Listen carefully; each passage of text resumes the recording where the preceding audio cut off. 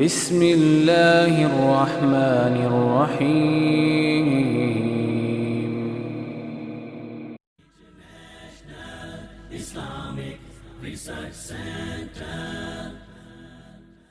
اللہ کے نزدیک 2 قطروں اور 2 نشانوں سے زیادہ کوئی چیز پسند نہیں.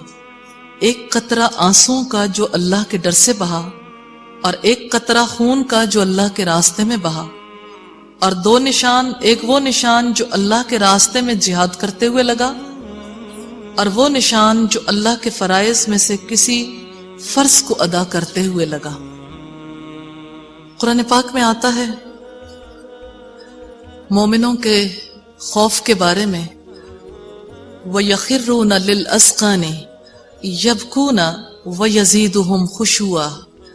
وہ روتے ہوئے ٹھوڑیوں کے بل گر پڑتے ہیں اور یہ قرآن ان کے خشوع کو اور بڑھا دیتا ہے. اور فرمایا أَفَمِنْ هَذَا الْحَدِيثِ تَعْجَبُونَ وَتَضْحَكُونَ وَلَا تَبْكُونَ. کیا تم اس قرآن سے تعجب کرتے ہو، ہنستے ہو اور روتے نہیں ہو؟ 2 آنسو، ایک وہ آنسو جو اللہ کے خوف سے بہتے ہیں.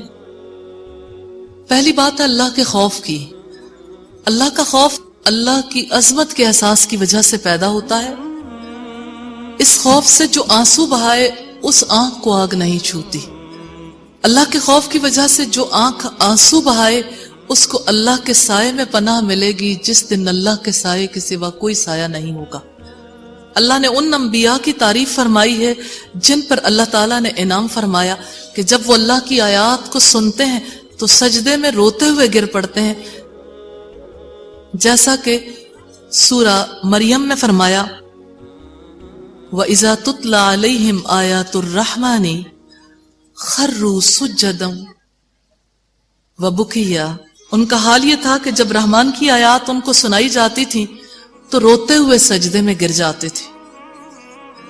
حضرت عمر فاروق نے جب سورہ مریم کی آیت پڑھ کر سجدہ کیا اور کہا یہ سجدے ہیں تو فَأَيْنَ الْبَكَاءُ، رونا پھر کہاں ہے؟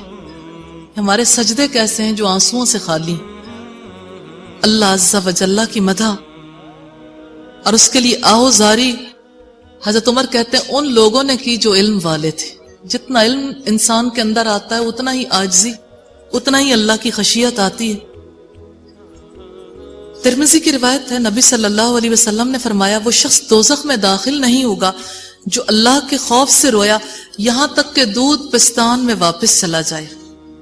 ایک تو اللہ کے خوف سے رونے والی آنکھ ہے، بہائے جانے والے آنسو ہیں اور ان آنسوؤں کے نشانات ہیں، اور دوسرے اللہ کے راستے میں بہایا جانے والا خون ہے، خون کا قطرہ ہے.